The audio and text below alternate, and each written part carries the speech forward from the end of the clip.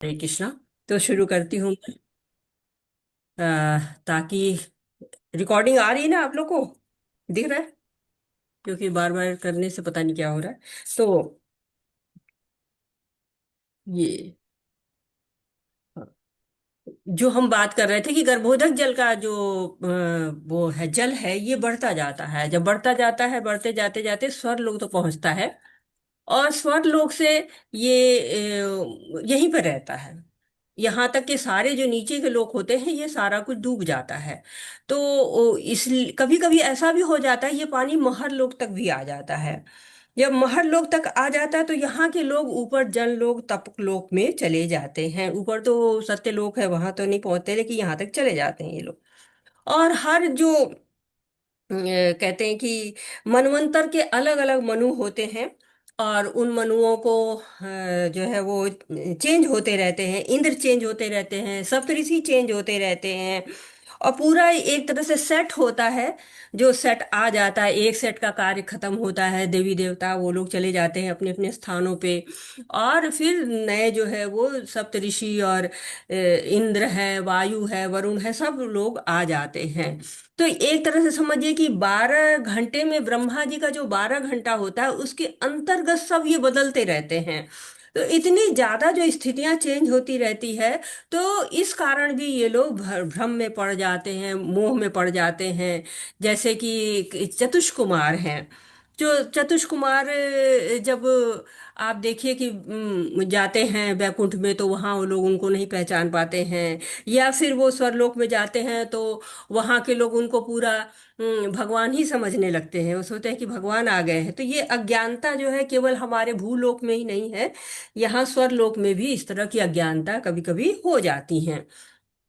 फिर हम लोग ध्रुव लोक के बारे में पढ़ रहे थे। ध्रुव महाराज की कथा आप लोग जानते ही हैं कि बड़ा सुंदर साम्राज्य चाहिए था उनको। उनको केवल ये नहीं था कि पिता का साम्राज्य चाहिए था। उनको पिता ही का नहीं, उनको दादाजी से भी बड़ा साम्राज्य चाहिए था।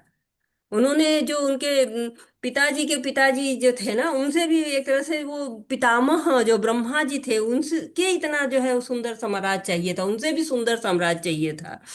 और जब भगवान मिलते हैं तो वो कहते हैं कि हमें नहीं चाहिए, हम नहीं चाहिए। तो लेकिन भगवान ने कहा नहीं, हम तुमको देंगे। तो ध्रुव लोग देते हैं, जो ब्रह्मा जी के लोग से भी सुंदर है। और कहते हैं कि ब्रह्म लोक जो है वो इस प्रलय में नष्ट हो जाता है, लेकिन ध्रुव लोक में प्रलय नहीं आता है, मृत्यु नहीं आती है। और आपने जब देखा था इधर ध्रुव लोक को देखा था, तो यहाँ पे 9 ग्रह देखे थे। यहाँ आपको 9 ग्रह दिखाई पड़ते हैं। और नवग्रह जो है लिखे हुए हैं। तो सब ये वायु के बंधन से बंधे रहते हैं। ध्रुवलोक केंद्र बिंदु है। और यहाँ से सारे के सारे बंधे रहते हैं। तो एक तरह से ये जो कहते हैं कि ये सब जो इस तरह दिख रहा है, ये आपको इस्कॉन मंदिरों में भी लगा होता है। आप लोग कभी जाइएगा तो इस्कॉन मंदिर में भी ये स्थिति, जो सैंडिलियर कहा जाता है ना, ये सैंडिलियर जो है वो वहां पे लगा रहता है और वैसे ही दिखता है। तो और साथ ही साथ स्वर्लोक है, जहाँ पे इंद्र रहते हैं राजा के रूप में। जो लोग पवित्र कार्य करते हैं, पुण्य कार्य करते हैं, वो वहां पे जाते हैं। लेकिन यहाँ पे प्योर भक्त नहीं रहते हैं। यहाँ पे कौन से भक्त रहते हैं? हरे कृष्णा। यहाँ जो लोग रहते हैं वो प्योर भक्त नहीं रहते हैं, शुद्ध भक्त मिश्रित नहीं। माता जी, मिश्रित भक्ति वाले। हाँ, मिश्रित भक्ति वाले यहाँ पे रहते हैं। और यहाँ के लोग किसकी उपासना करते हैं? स्वर्लोक के लोग, मैंने बताया था किसकी उपासना करते हैं। वामन देव। वामन देव की। हाँ, वामन देव की, उपेंद्र नाम से जो है वामन देव की उपासना की जाती है। तो एक तरह से आप लोगों ने सबके बारे में जान लिया किसकी उपासना कौन करता है। तो जो सत्यलोक में है, यहाँ किसकी उपासना की जाती है? पुरुष, परम हाँ, पुरुष। महापुरुष की। तपलोक में? महापुरुष। तपलोक में तपलोक में किसकी? चार चार कुमार, चार कुमार। तप लोक में 4 कुमार जो है वो करते हैं, उपासना करते हैं। लेकिन किसकी हाँ। उपासना करते हैं? ब्रह्मा की। जी। ब्रह्म के अपना ब्रह्मा जी का। नहीं, उपासना तो कृष्ण की वो तो होती है ना सब प्रभु लोग जी। मानेंगे। कृष्ण उपासना की तो कृष्ण हमेशा हाँ कृष्ण की हाँ हाँ, होती है, उपासना और किसी की कृष्ण नहीं होती होती है। है। जी जी जी तो उपासना कृष्ण जी। की होती है, तो किसकी उपासना करते हैं, किस रूप में करते हैं? क्योंकि उपासना हर जगह होती रहती है ना, जिस लोक में भी जाइए वहां उपासना होती है, लेकिन किसकी होती है? कृष्ण की उपासना होती है। कृष्ण जी की बात है। जी। तुम क्या वो कृष्ण का रूप चाहिए। कृष्ण जी की कृष्ण का नहीं, कौन सा कृष्ण का कौन सा मतलब रूप है? कृष्ण कौन प्रदुम्न का से रूप कौन रूप सा में? रूप है वो मांग रही हैं? हम्म प्रदुम्न ये ध्यान के द्वारा जो है सेवा करते हैं। और किसकी सेवा करते हैं ये आप लोग मुझे बताइएगा, क्योंकि ये तो मैंने जहां तक बताया होगा। और जनलोक में किसकी उपासना होती है? नरसिंह भगवान की। नरसिंह भगवान की। और साथ ही साथ और महरलोक में? योगेश्वर। महलोक में आपने योगेश्वर। हाँ, योगेश्वर। हाँ, यज्ञ से महलोक में योगेश्वर की जो है उपासना होती है, बिल्कुल तपलोक सही। में शिव जी की किसकी? उपासना शिव जी की। शिव नहीं जी की नहीं। उपासना कहाँ होती है वो तो अभी हमने बताया ही नहीं है। जी जी। हाँ, शिव जी की उपासना कहाँ होती है वो हम बताएंगे। तो आप देखिए कि जो जनलोक में आपको उपासना किसकी बताई गई है? नरसिंह भगवान की ना। जी। जी नरसिंह माता जी। भगवान की, क्योंकि वैराग्य उनसे मिलता है और साथ ही साथ भौतिकता कम होती जाती है, आस्तिकता कम होता है। तो भारत में आप कहेंगे कि दो प्रकार के मंदिरों में विवाह नहीं होता है। कौन कौन से मंदिरों में? दो नरसिंह। प्रकार के हनुमान जी मंदिरों में के, विवाह नहीं किया जाता है। किसके हनुमान किसके? हनुमान मंदिर है भाई, माता और जी, एक हनुमान नरसिंह जी के भगवान। मंदिर में। हाँ, हनुमान जी के मंदिर में और नरसिंह भगवान। नरसिंह नरसिंह। भगवान के मंदिर में। क्यों? क्योंकि ये ब्रह्मचारियों की सेवा वो है ना, स्वामी है। तो ये यज्ञ करते हैं, यज्ञ के द्वारा जो है वो इनकी सेवा यज्ञ होती है। और यहाँ पे जो मैंने बताया था कि कुर्म देव रहते हैं, ब्रह्म वैवर्त पुराण से जो है इसको लिया गया। यहाँ पे लिखा है ब्रह्म वैवर्त पुराण, श्री कृष्ण जन्म का खंड, जन्म खंड खंडन। 6.2.11। तो ये वहां से लिया गया, from the earth of resting place is Lord शेष। ये लॉर्ड शेष का जो है रेस्टिंग प्लेस क्या कहाँ है? उन्होंने तो भू धारण किया हुआ है, भू धारण के उनकी वो रेस्ट कैसे करते हैं? Lord Shesha is resting place is the great tortoise. तो ये बड़े से कुर्म पर वो रहते हैं। For the tortoise the resting place is the wind. जो ये रहते हैं, जो कुर्म देव रहते हैं, इनका रेस्टिंग प्लेस जो है वो विंड होती है, हवा होती है। तो हवा का मतलब ये साधारण हवा नहीं होती है, वो कुर्म का ही अवतार है, जिसको वायु कुर्म कहा जाता है। और एक तरह से आप कुर्मदेव का विस्तार उसको कह देते हैं। और वायु नहीं दिखती है, वैसे ही हमें यहाँ पे वायु कुर्म भी दिखाई नहीं देते हैं। और फिर कहा क्या गया है? For the wind is the resting place is I my self. और कहते हैं कि ये जो रेस्टिंग प्लेस है उनका, वायु कुर्मुख जी का, उसका आधार कौन है? तो उसका आधार भी मैं ही हूं। तो ऐसा ये कुर्म के बारे में जो है वो बता रहे हैं। मतलब ब्रह्म वैवर्त पुराण में इसको बताया जा रहा है। साथ ही साथ जो है स्वर्लोक में आपको इंद्र जो है वो राजा रहते हैं। और जिसने जितना पवित्र कार्य किया हुआ है, पुण्य कमाया हुआ है, वो लोग वहां जाते हैं, मिश्रित भक्ति करते हैं। और यहाँ वामन देव की उपासना हुई जाती है। तो यहाँ पे अप्सराएं बहुत रहती हैं, बहुत ज्यादा मध्य रहता है, लेकिन ऐसा नहीं रहता है जहाँ ये जैसे यहाँ पे लोग पी पी के लुढ़कते रहते हैं, वैसा मध्य वहां पे नहीं लेते हैं रहता है। भूअर लोक है, इसका दो भाग है। एक भाग जो है ऊपर का होता है, वहां स्वर्ग लोक में, स्वर्ग लोक में जो देवी देवता रहते हैं, उनके एक तरह हम्म, से असिस्टेंट जो देवता होते हैं, जैसे मुख्य देवता होते हैं आपके वरुण देव हो गए, वायु देव हो गए, इंद्र देव हो गए, गणेश जी हो गए। तो ये लोग यहाँ पे स्वर्लोक में रहते हैं। लेकिन जो उनकी सेवा करते हैं, गंधर्व हैं, किन्नर हैं, अप्सराएं हैं, ये सब लोग यहाँ पर रहते हैं। जो भूअर लोक के ऊपरी भाग, दो भाग है भूअर लोक का, एक ऊपरी भाग है, उसमें वो लोग रहते हैं।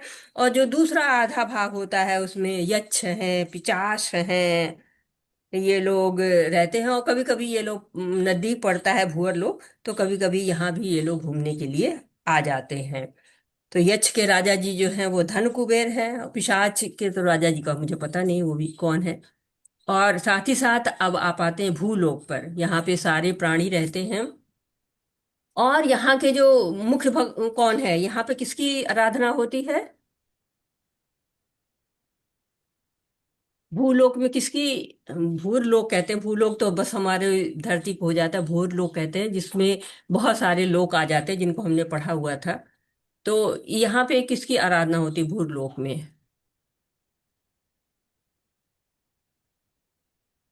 हरे कृष्णा। श्याम सुंदर रूप की माता जी। यही खासियत है भूरलोक की, ये खासियत है कि भूरलोक के लोगों को पता ही नहीं है कि इनको किसकी की आराधना करनी चाहिए, उनका आराध्य देव कौन है। क्योंकि बाकी सबको अपने पता है कि हमारा आराध्य देव कौन है, लेकिन जो भूरलोक है उसको पता ही नहीं है कि हमारा जो है किस अर्च विग्रह, हमारा कौन मुख्य जो है वो अर्च विग्रह है। तो यहाँ के जो मुख्य अर्च विग्रह है वो नर नारायण है। तो हर लोक में जो सेवा होती है भगवान की किसी न किसी रूप में होती है। यहाँ नर नारायण जो है वो, जिसमें हमने देखा कि नर अर्जुन के रूप में आते हैं, नारायण भगवान के रूप में आते हैं। तो यहाँ पे उनको कहते। और इसके नीचे हम देखें कि बिल्व स्वर्ग है, यानी कि स्वर्ग तो है, हेवनली प्लेनेट है, लेकिन नीचे बिल में है। ये नीचे को है ना, जो भूलोक के नीचे है, भूलोक के नीचे पाताल कहा जाता है ना, पाताल है ये वो। तो ये जो है सबटेरियन हेवनली प्लेनेट कहे जाते हैं। बहुत भोग है, बहुत शक्तियां हैं, और जो है, लेकिन यहाँ दिन रात नहीं है, और ये एक दूसरे से बहुत चिपके होते हैं। और जो ये कलर मिला हुआ है, ये कलर इस तरह से नहीं है कि हाँ ऐसे यूं ही लाल पीला हरा कर दो ताकि लोगों को पता चल जाए। डिफरेंशिएट करने के लिए नहीं है, अलग करने के लिए नहीं, वर्गीकरण करने के लिए नहीं है, बल्कि इसलिए है कि यहाँ पर जो खनिज होता है, जो खनिज ज्यादा होता है, उस कलर का इसको बना दिया गया है ताकि लोग को पहचान सके। और आप देख रहे हैं कि अतल जो है वो थोड़ा हरे रंग का है, वितल थोड़ा बैंगनी कलर का है, सुतल थोड़ा सफेद कलर का है, तलातल रेड कलर का है, महातल पीले कलर का है, रसातल थोड़ा उससे कम सफेद है, और जो पताल है वो थोड़ा सा दूसरे और कुछ लाइट कलर का है। तो इस तरह से यहाँ पे कलर, जैसे जैसे खनिज यहाँ पे पाए जाते हैं, वैसे वैसे यहाँ पर जो है वो कलर दिया हुआ है।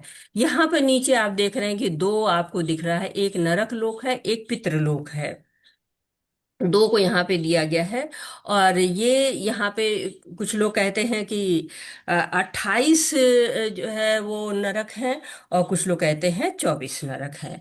और ये पितृलोक ये है, यहाँ पे जो पितृ होते हैं वो यहाँ पर आते हैं, पूरा अंधेरा रहता है, पूर्वज आते हैं, इसीलिए इनको आपको श्राद्ध दिया जाता है, श्राद्ध के माध्यम से। क्योंकि वहाँ 6 महीने का एक दिन होता है, 6 महीने की एक रात होती है, इसलिए हम लोग के साल पूरा हो जाता है, इसीलिए साल में एक बार श्राद्ध किया जाता है। और कहते हैं कि जो हम देते हैं वो उसी को खाते हैं, क्योंकि दिन में एक बार खाते हैं वो लोग, तो इसलिए लोग देते हैं कि हमारे घर को। तो कहते भी हैं कि श्राद्ध को फिर जाके गया में उनको पूरी तरह से तृप्त करना पड़ता है। तो कहते हैं कि हाँ, जहाँ गया में लोग जाते हैं तो वहाँ भगवान विष्णु को चावल का एक बड़ा सा लड्डू बना के चढ़ाते हैं, एक कुआं होता है उसमें डाल देते हैं। तो पितृलोक कहते हैं कि वो जो कुआं होता है वो पितृलोक तक जाता है, और वहीं से उनको मुक्ति मिलती है। इसीलिए कहा जाता है कि जल्दी से उनको ये कर देना चाहिए, क्योंकि जितने समय तक उनको वहां रहना पड़ता है मुक्ति नहीं मिलती, ऐसा लोग कहते हैं, ऐसा जगह जगह कहा जाता है। इसका वर्णन है। और नरक का वर्णन क्या करना है, फिर किसी दिन अगर होगा तो कर देंगे नरक का, अगर आप लोग कहेंगे तो। और तो कहते हैं कि ध्रुव लोक की बात करते हैं, तो ध्रुव लोक में वैकुंठ का पार्ट होता है ना, तो इसके लिए योग्यता भी चाहिए होती है। बिना योग्यता की तो ध्रुव लोक को नहीं जा सकते। तो जो लोग भगवान के ऐश्वर्य रूप की पूजा करते हैं, या जो लोग ध्रुव जी से मिलना चाहते हैं, महाराज ध्रुव से मिलना चाहते हैं, भगवान विष्णु और लक्ष्मी की पूजा राजा रानी की तरह से करते हैं, तो ऐसे लोग वहां पे पहुंच जाते हैं। और जो हम लोगों ने बृहद भागवतम में जो पढ़ी थी कि जो सनातन गोस्वामी जी ने लिखी है बृहद भागवत, उसमें वर्णन जो गोप कुमार का है कि गोप कुमार जाते हैं तो वो ध्रुव लोक में भी जाते हैं, वहां भी जाते हैं। वो उसकी भी जो आत्मा यात्रा करती है ना मृत्यु के बाद, तो गोप कुमार जी जो जाते हैं वो यहाँ पे को बताते हैं। लेकिन जो मतलब ऊपर हो सकता है आध्यात्मिक लोग भी जाने का जिसका हो लेकिन वो यहीं अटक के रह जाता है, तो वो लोग भी मतलब इच्छा जैसी करती है भगवान वहां पे रख देते हैं। तो इस तरह से यहाँ पे ध्रुव लोक में वो लोग रहते हैं, या फिर जो ध्रुव महाराज का दर्शन करने चाहते हैं वो लोग वहाँ रहते हैं, जिनकी इच्छा यहाँ रहती है। आत्मा गई, अब उनको जाना था जहाँ पे, वहां तक ना पहुंच के यहीं पे अच्छा लग गया, क्योंकि ऐश्वर्य वगैरह तो बहुत हाई है। अगर अच्छा लग गया तो लोग यहाँ पर भी रह जाते हैं। हरे अब कृष्ण माता जी। जी माता बताइए। जी जैसे अपन ध्रुव लोग जाते हैं, तो मैं माफी चाहती हूँ, आपको डिस्टर्ब कर रहे हैं। अपन ध्रुव लोग जाते हैं तो स्वर्ग में बोलते हैं ना कि लौट के आना पड़ता, तो ध्रुव लोग से लोग लौट के नहीं आते। ध्रुव लोक में जन्म मृत्यु जरा व्याधि नहीं है माता जी। जी बैकुंठ है ना वो। जी जी। बैकुंठ है वो। यहाँ पे जो ब्रह्मांड भौतिक जगत है, लेकिन उसमें ये एक बैकुंठ है। तो यहाँ पे जन्म मृत्यु जरा व्याधि नहीं है। जैसे बैकुंठ में रहते हैं तो जरा जन्म मृत्यु जरा व्याधि नहीं है, वैसे यहाँ पर भी जन्म मृत्यु जरा व्याधि नहीं है। अब आप थोड़ा सा आप देख रहे होंगे तो, अगर आप वर्तमान जीवन में भी आएंगे देखेंगे तो आप लोगों ने बहुत सारे सीरियल देखे होंगे जो विदेशों में बने हुए हैं। आपको हैरी पॉटर जैसे, या एलिस इन वंडरलैंड, इस तरह के जो आपके बने हुए हैं, जो फिक्शन बने हुए हैं, उन फिक्शनों में भी अगर कुछ लोग इंटरेस्टेड होंगे, देखे होंगे, तो वो लोग इस चीज को देखते होंगे कि इन्हीं से इंस्पायर होके बहुत सारा चीजें लिखा हुआ है। इन्हीं को एक तरह से मोटिवेशन है ये, या इन्हीं को उन लोगों ने आधार बना के और फिक्शन लिखा है, और कितना पैसा कमाते हैं। और जबकि हमारे यहाँ अगर कहा जाए कि भागवतम पढ़ लो या भागवतम को फॉलो करो, तो लोग ओल्ड समझ लेते हैं, ओल्ड फैशन समझने लगते हैं। लेकिन जो विदेश के लोग हैं उन्होंने इसकी वैल्यू समझी हुई है, और इसके माध्यम से वो लोग कितना पैसा कमा लेते हैं, कितना पैसा भी कमाते हैं। और कितना वो लोग मतलब एक तरह से फॉलो भी करते हैं। हम लोग इन चीजों को पुराना समझ के और नहीं ठीक कहते हैं। एक चीज और भी है जो हम लोगों ने की थी, कि हिरण गर्भ ब्रह्मा जी यहाँ पर कर्णोदक्षाई विष्णु के पास आते हैं, लेकिन यहाँ पर इनकी कोई भी जो है चित्र नहीं बनाया गया है। आदि देवता आते हैं, उनका भी चित्र नहीं बनाया गया। तो नीचे के जो हम लोग प्लेनेट की बातें कर रहे थे, नीचे के जो प्लेनेट हैं उनमें कहीं भी भक्ति नहीं होती है, विष्णु की भक्ति नहीं होती है। केवल सुतल लोक में होती है, जहाँ पर महाराज बलि रहते हैं। तो भौतिक जगत के जो सारे विधि विधान हैं वो सब यहाँ नहीं रहते हैं, लगे रहते हैं। और इसीलिए यहाँ पे कहीं भी मतलब नहीं रहते हैं। लेकिन हाँ, शिव जी को हमने देखा था कि शिव जी जो है वो यहाँ पर रहते हैं, त्रिपुरारी रूप में यहाँ रहते हैं, जहाँ उनकी त्रिपुरारी रूप में हम लोगों ने देखा, त्रिपुरारी पूर्णिमा वगैरह होती है जहाँ पर उनके रहते हैं। एक चीज हम लोगों ने और भी छोड़ी हुई है, जो कि हम लोगों ने नहीं पढ़ी है, कि जो यहाँ के ये सारे जो हम लोगों ने अभी इसको नहीं पढ़ा हुआ है, देवी धाम को, या ये तो मैं सोच रही हूँ कि एक दिन में ही हम लोग पूरा पीडीएफ पढ़ें, या थोड़ा थोड़ा करके पढ़ेंगे। क्योंकि ए- एक दिन में पीडीएफ पढ़ेंगे तो हमें लगता है रिवीजन की तरह से हो जाएगा, और नहीं तो बार बार ये बीच में जो इधर उधर होता रहता है। जैसा आप लोग बताइए। माता जी दादाजी थोड़ा एक थोड़ा दिन करके पढ़ेंगे। पढ़ेंगे तो अच्छे से समझ में आएगा ना, नहीं तो सब खिचड़ी बन जाएगा। थोड़ा थोड़ा माता जी पढ़ेंगे। जहाँ पे आप पढ़ा रहे हैं उसी पे रिलेटेड करके पढ़ाएंगे तो माता जी हो जाएगा। अच्छा अच्छा। क्योंकि हम लोग ये पढ़ तो रहे हैं यही सब, लेकिन अ, चलिए 2.1.2 बस से ओके। इसके ऊपर पढ़ेंगे। जी। अभी तो मुझे समझ भी नहीं आ रहा मैं कहाँ से शुरू करूँ कहाँ से अंत करूँ। अभी आते हैं, पहले इसी पे आते हैं, फिर उसको करते हैं, देखते हैं। जो विल्व स्वर्ग है, इसमें बहुत सारे बिल थे, और इन बिलों को धीरे धीरे जो है वो बंद किया गया। जो है वो हम लोगों ने पढ़ा, कृष्ण ने बंद किया। और किस वक्त बंद किया ये मैंने बताया था कि आपको बंद किया, ये तो मैंने मुझे याद है बताया था, किस समय बंद किया था इसको। हरे कृष्णा। माता जी अर्जुन को भगवान ने बताया बंद करने के लिए, शायद इसी टाइम में जब वो युद्ध का तैयारी कर रहे थे, मतलब खांडव प्रस्थ को उसी टाइम की माता जी, खांडव वन को जब पांडव बनाए। वन के समय तो जब वो था ना, तब तो इंद्रप्रस्थ बनाया जा रहा था ना। हम्म, जब खांडव प्रस्थ का कार्य हो रहा था तब तो ये लोग इंद्रप्रस्थ बनाने की तैयारी कर रहे थे ना। खांडव प्रस्थ नाम की जगह इन लोग को मिली हुई थी धृतराष्ट्र के द्वारा, और उस जगह को इन लोग को इंद्रप्रस्थ बनाना था। और इंद्रप्रस्थ बनाने के बाद जब इन लोगों को वनवास हो जाता है, उस वनवास में इन लोगों ने जो 13 साल का जुआ खेलने के बाद जो वनवास हुआ था, उस वनवास के समय में हम लोग को लगता है कि ये तो ऐसे ही वनवास हो गया, लेकिन भगवान की सब योजना रहती है कि ये सब कार्य करने हैं। तो उन्होंने ये जो है वो बंद करवाया था। और इसके प्रमाण स्वरूप उड़ीसा में बिल्वेश्वर शिव मंदिर बना है। कोणार्क के आगे कहते हैं कि वन है, वहां पे वन है। और उस मंदिर की विशेषता क्या है? उस मंदिर की विशेषता यह है कि वो जमीन पर नहीं है, जमीन के भी 10-15 फीट नीचे पर है वो, क्योंकि बिल था ना तो बिल को बंद करा। 10-15 फीट नीचे जाके, मतलब सीढ़ियां बनी हुई है, उन सीढ़ियों से लोग नीचे उतरते हैं। और उन नीचे उतर के और वहां पर जाके शिव जी का जो है स्थापना की गई है। शिव जी को गार्ड बनाया गया कि देखते रहिए यहाँ से कोई ऊपर आने ना पाए। लेकिन खासियत ये है कि वो अब इतना पतन हो गया है भूलोक का, कि यहाँ पे वो लोग आना ही नहीं चाहते हैं अब। हम लोगों ने देखा था कि सुमेरु पर्वत है जो कि केंद्र है भूमंडल का, और ये सोना है, सोने का है, सोना है। वो भी ऐसे सॉलिड सोना नहीं है, सॉलिड गोल्ड नहीं है। क्योंकि सॉलिड गोल्ड होता है तो उससे आपको जो लाइट है आर पार नहीं होती। लेकिन ये ऐसा सुमेरु पर्वत है, हमारे मेरे मुंह से पर्वत निकल जाता है, ऐसा सुमेरु है जो केंद्र है भूमंडल का, कि इससे जो लाइट होती है रिफ्लेक्ट करती है। एक तरह से जैसे डायमंड होता है ना, डायमंड भी लाइट को रिफ्लेक्ट करता है तो बहुत सुंदर लगता है। वैसे ही ये सुमेरु जो है ये भी लाइट को रिफ्लेक्ट करता है, अलग अलग कलर होता है। नारद मुनि ने बताया है कि जो साक्षात्कार जिस स्तर का होता है, उस स्तर के लोगों को ये दिखता है।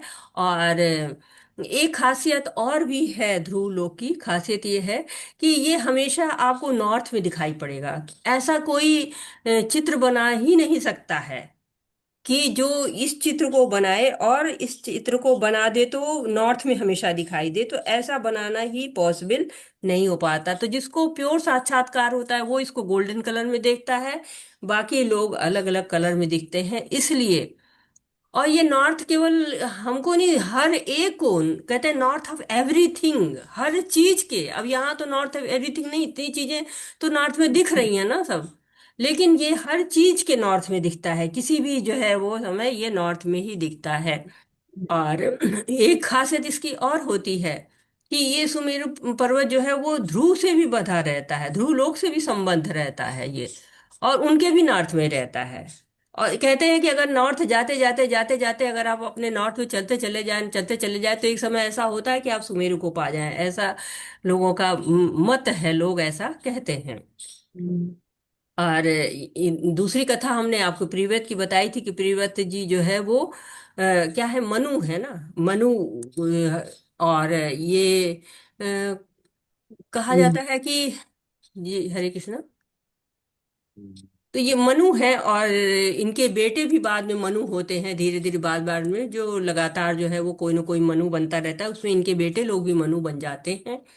और इन्होंने जब देखना शुरू किया कि सूर्य भगवान है वो चक्कर लगा रहे हैं यहाँ से वहां तक, यहाँ से वहां तक चक्कर लगा रहे हैं, तो एक तरफ उजाला रहता है और दूसरी तरफ अंधेरा हो जाता है। तब प्रियव्रत जी अपना रथ बनाते हैं कि नहीं नहीं, मुझे जो है वो इस पूरे जो है एरिया में, पूरे मंडल में मुझे प्रकाश करना है।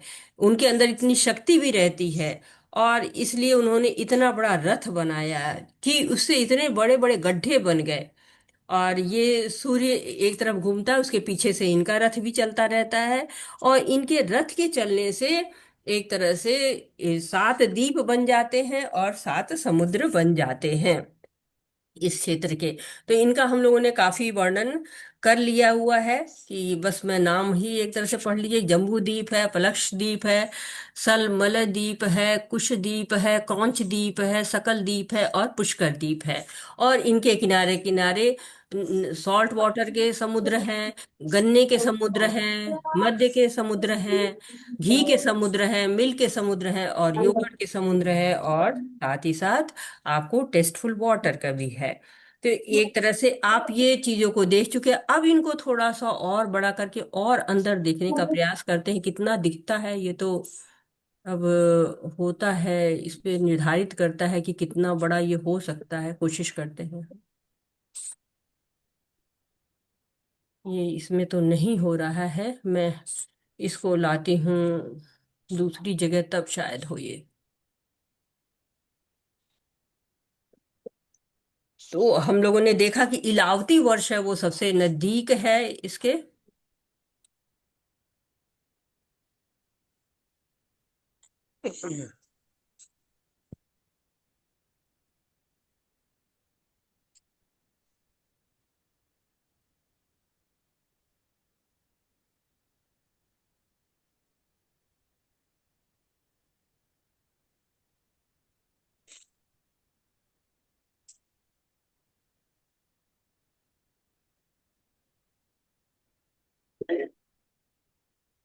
ये आप ये देख रहे हैं सब इसके, और ये इलावती वर्ष इसके सबसे नजदीक है। उसके नीचे क्या कौन सा है, हरी वर्ष। आप लोग अपने मोबाइल में थोड़ा सा बड़ा करके देख सकते हैं, मुझे तो इसमें से इतना बड़ा हो रहा है, तो मैं इससे ज्यादा बड़ा तो कर ही नहीं पाऊंगी, और दिखाई भी नहीं देगा मुझे उस हिसाब से। तो आप लोग को दिखाई देगा इलावती वर्ष है, और उसके नीचे हरी हरी वर्ष है। वर्ष। हरी वर्ष। उसके नीचे किमू किमूला वर्ष नहीं। किमू थोड़ा क्लियर नहीं है माता जी, उस हाँ दिन वही, बोले थे। इतना क्लियर नहीं हो रहा है, मोबाइल में क्लियर नहीं क्लियर। उसके बाद भारत वर्ष है। किमू हाँ, सबसे नीचे वर्ष भारतवर्ष है, इसका है। किम पुरुष है क्या, किम पुरुष वर्ष। किम पुरुष वर्ष हो सकता है, वही के थोड़ा सा दिखाई नहीं पड़ रहा इतना कि कौन सा वर्ष है। भारतवर्ष के ऊपर है किम पुरुष। किम पुरुष है ना, हाँ मुझे भी वही लग रहा है कि किम पुरुष वर्ष लिखा हुआ वही है। लग रहा है माता हाँ। जी, कुछ अक्षर तो हाँ वही दिख रहा है उससे, किम पुरुष। हाँ उससे ऊपर हाथी वर्ड है माता जी। हाँ, हाथी वत्सल। हाथी हाथी वर्ड। वत्सल। अब इसको पहले नहीं, इसी हाथी चार को देख वर्ष। लेते हैं, इन चारों की बात कर लेते हैं, फिर आगे चलते हैं। हरे हाथी कृष्णा। वर्ष। हाँ, तो ये इलावती वर्ष है ये। अच्छा, इलावती वर्ष કેમ ગણગણાટ ચાલુ થઈ ગયો बहुत હે डिस्टर्बेंस, एक तो वैसे ही मेरे डिस्टर्बेंस। हरे कृष्णा। तो ये माता जी मुझे इलावती फोन वर्ष है, और इसके सुमेरु की देखिए सबसे पास में आपको इलावती वर्ष दिख रहा है। इलावती इसके जो है वो आपको ये रम्यक वर्ष यहाँ पे दिख रहा है, उत्तर में रम्यक वर्ष दिख रहा है। और आपको यहाँ पे हिरण्मय वर्ष दिख रहा है, और आपको कुरु वर्ष दिख रहा है यहाँ पे। और साथ ही साथ आपको जी जी, केतुमाला वर्ष दिख रहा है। केतुमाला वर्ष दिख रहा है, तो ये सारे वर्ष यहाँ पे है दक्षिण माता में। जी वो था किमारिशा वर्ष, वो जो था ना बोल रहे थे इलावती वर्ष, हरि हाँ। वर्ष, वो हम्म। था किमारिशा वर्ष, ऐसा कुछ था। किमरिशा। कि मेरी शावर। किम लिखा है RIS से, हाँ किमरिशा वर्ष। अच्छा अच्छा। उसके बाद भारतवर्ष, ऊपर हम्म। है कुरु वर्ष, हम्म। उसके बाद है र से है राम, रम्यक राम वर्ष। की रम्यक। रम्यक वर्ष। हम्म। उसके बाद है केतुमाला, शायद हम्म। केतुमाला। हाँ, ये एक तरह से किम पुरुष वर्ष है माता जी, जो नीचे लिखा हुआ है हरि अच्छा। वर्ष के नीचे लग रहा है मुझे कि किम पुरुष वर्ष लिखा हुआ है। पुरुष हाँ, हाँ किम जी। पुरुष और इलावती वर्ष, हरि वर्ष, किम पुरुष वर्ष और भारत वर्ष, ये चार वर्ष हैं ये हमारे पास। और तो ये क्या कहते हैं कि ये आपको देखिए कि इसके बीच में किम पुरुष वर्ष को और ये आपको जो है वो हिमालय दिख रहे हैं, या आपको हिमालय की पर्वत दिख रहे हैं, जगह जगह आपको ये सब पर्वत दिख रहे हैं इसमें। जी जी माता जी। पर्वत है, ये पर्वत क्या कर रहे हैं, अलग कर रहे हैं वर्षों को, यहाँ से वहाँ बीच में जो है देखिए आपको इनकी हाइट है। तो ये हिमालय की में जो व्हाइट व्हाइट दिख रहा है ना, ये हिमालय है। ये जी पर एक पर्वत इधर है, एक पर्वत इधर है, बीच में हिमालय है, दिख रहा है। जी जी माता जी। हाँ। तो एक ये आपको जो इलावती वर्ष है और हरि वर्ष है, इन दोनों को जो अलग करता है ये आपको जो है निषिद्ध पर्वत है। अच्छा। ये ना। और ये हिमालय जो है वो आपको कहते हैं कि 80,000 फीट जो है वो ऊंचा होता है। और आप जो आजकल के 80,000 फीट नहीं, 80,000 मील ऊंचा होता है। मील ऊंचा होता है। तो आजकल के जो आपको प्लेन वगैरह उड़ते हैं वो 35 फीट तक रुकते हैं, 35,000 फीट तक उड़ते हैं। और ये 80,000 मील तक है। 1 मील का मतलब होता है कि 1 किलोमीटर से ज्यादा होता है, जहां तक मुझे याद है कि एक। 1.6 माता जी, वन पॉइंट हाँ, सिक्स 1.6, 1.6 किलोमीटर बराबर 1 मील होता है। और 1 फीट जहां तक मुझे है कि जो 12 इंच की स्केल होती है वही प्रभु जी 1 फीट होती है ना।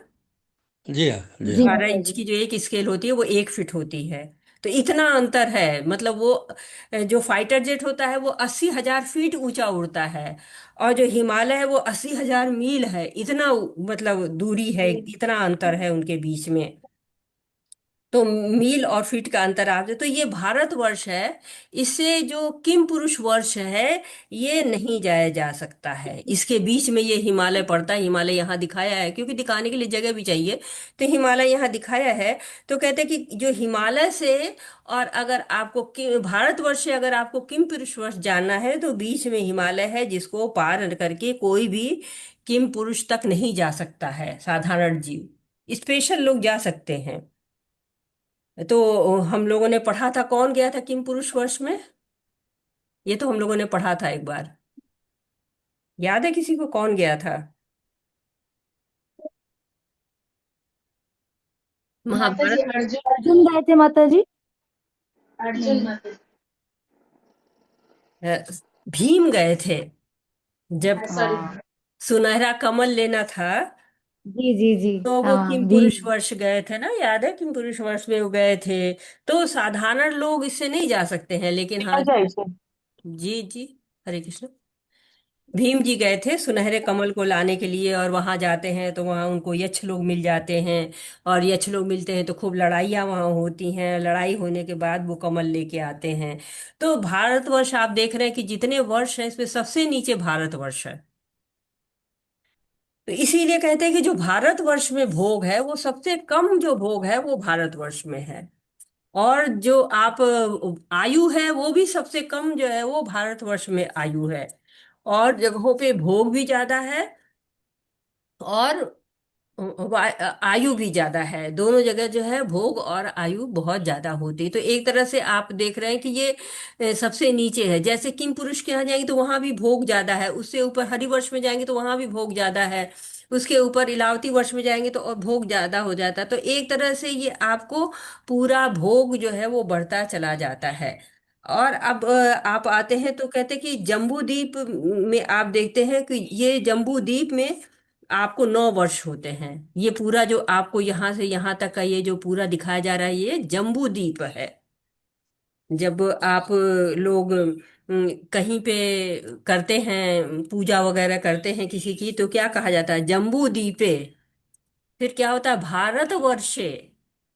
उसके बाद क्या होता है? भारत खंडे। जो इसका खंड होता है जब आपका, तो खंड होता है भारतवर्ष, उसका एक खंड है।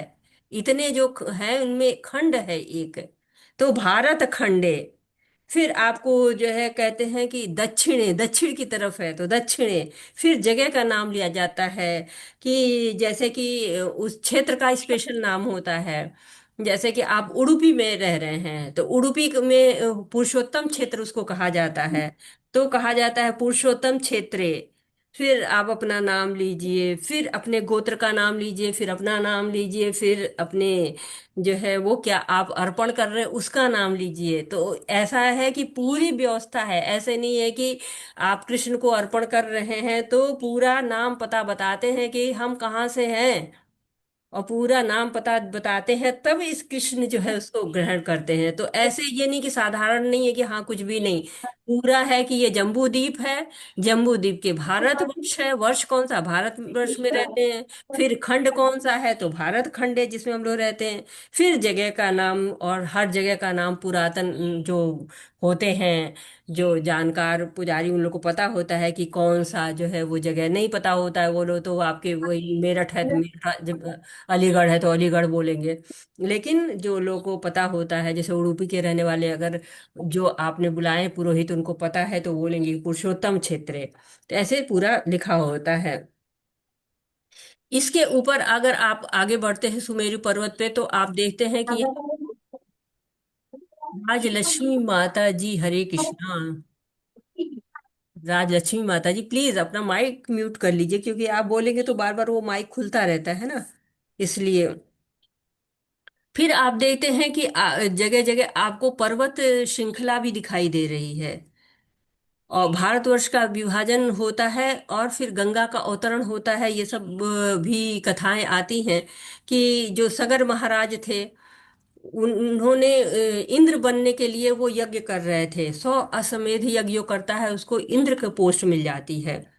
99 यज्ञ वो कर चुके थे, 100वां अश्वमेध यज्ञ वो कर रहे थे। अब इंद्र जी को बहुत चिंता लग जाती है कि हम कैसे ये इंद्र का पद ले लेगा, मेरा पद छिन जाएगा। पद की बड़ी चिंता होती है ना सबको। तो कहते हैं कि इंद्र जी उसको ले जाके उस घोड़े को कपिल मुनि के आश्रम में छुपा देते हैं। कहते हैं उस वक्त बंगाल की जिधर बंगाल है आजकल उधर कहीं कोई जगह थी जहां पर उनको छिपा दिया जाता है। और वहां पर छिपा देते हैं तो कहते कि सगर के 7,000 बेटे थे, वो घोड़ा ढूंढने निकलते हैं। थोड़े एरोगेंट थे वो लोग, खोदना शुरू कर देते, पृथ्वी को ही खोदना शुरू कर देते हैं। और पृथ्वी को इतना खोदा उन लोगों ने कि जगह जगह समुद्र बन गए, जो 7 कॉन्टिनेंट कहे जाते हैं।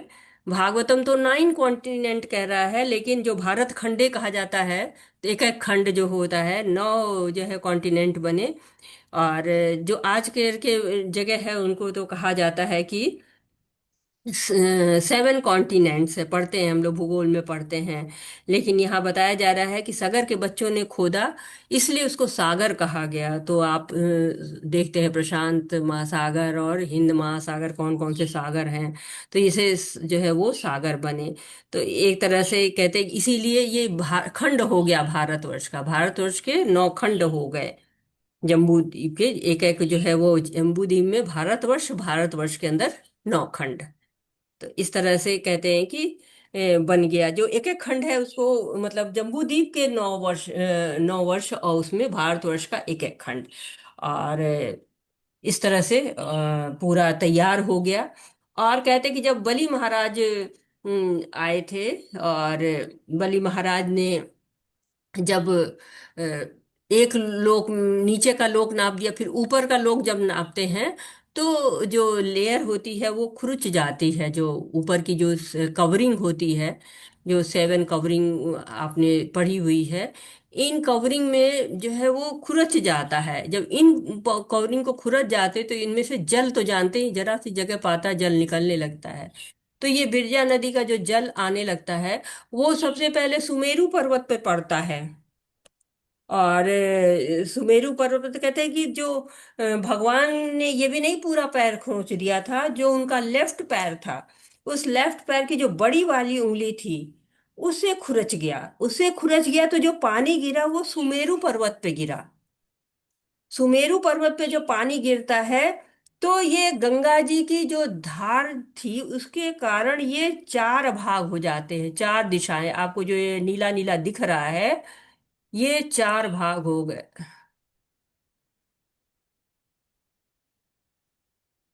ये देख रहे हैं आप लोग, 4 भाग ये आपको ये हो गए।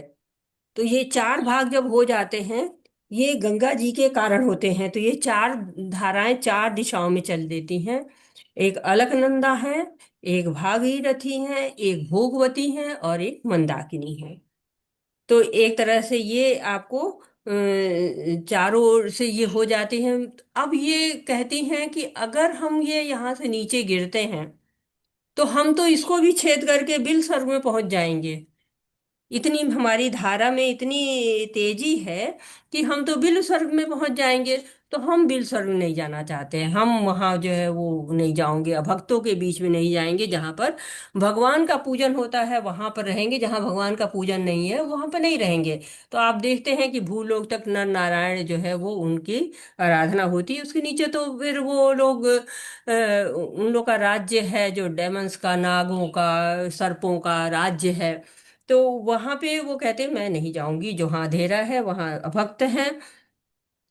तब कैलाश पर्वत पे, जो कैलाश पर्वत है, यहाँ पर ये पीछे सब पर्वत दिख रहे हैं, इसमें कैलाश पर्वत आता है।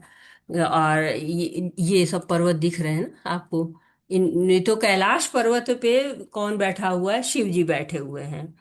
और शिव जी बैठे हुए हैं तो शिव जी कहते हैं कि हाँ, हम जो है वो इसको ले लेंगे, हम धारण करेंगे। तो ये सुमेरु पर्वत से जो गंगा जी आती हैं, वो शिव जी के पास आती हैं, और शिव जी जब एक लट खोलते हैं तो वहां से गंगा जो है वो नीचे धरती पर आती हैं।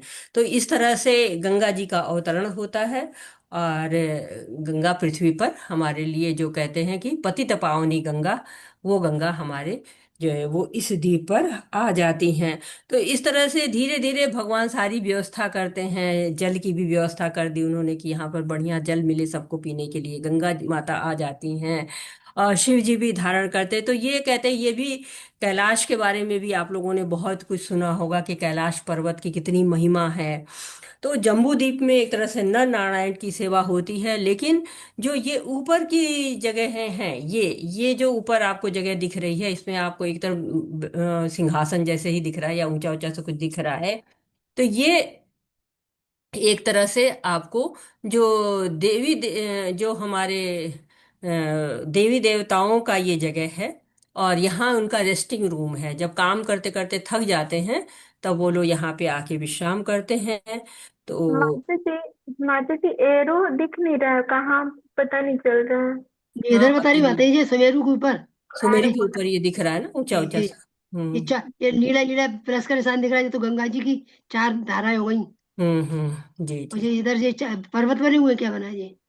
हाँ, ये पर्वत नहीं, ये एक तरह से उनके महल टाइप के हैं, जहाँ वो लोग आराम करते हैं आके, देवी देवता लोग। देवताओं के? हाँ, देवताओं के। अब जो है समय समाप्त हो गया है, कल मैं इन देवी देवताओं के नाम बताऊंगी। तो यहीं पे शिव जी का भी यहीं पे ही है माता जी क्या, कि उन्होंने वही जटाएं? कहते हैं, अब कैलाश का कहाँ पर है, ये सब चीजें अब कल के जो है क्या बोलते हैं, अगले एपिसोड में